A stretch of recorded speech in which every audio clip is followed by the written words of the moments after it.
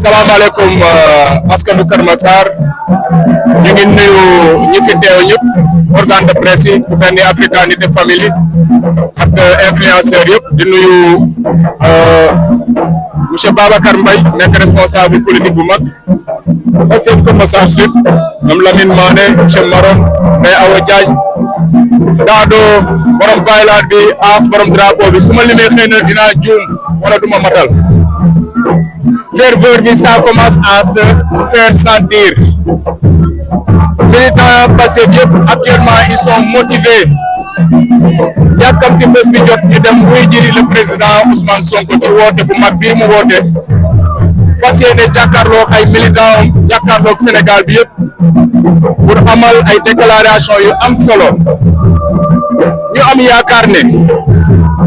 dina doon bés boo xam ne dinañ ko inscrire dans les annales de l'histoire politique du Sénégal te bañ ci jógee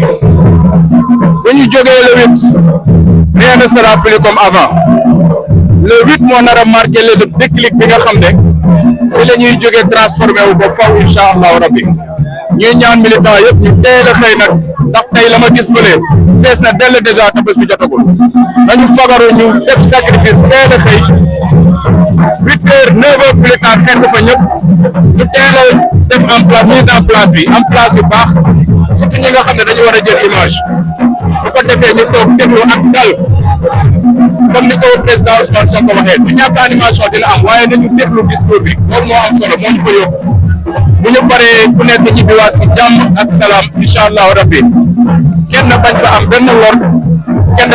bañ fa jëlee dara luy jàngoro wala luy métti di leen gërëm encore une fois di leen sant di kontaan ci seen taxawaay ci bés bi jërë ngeen jëf.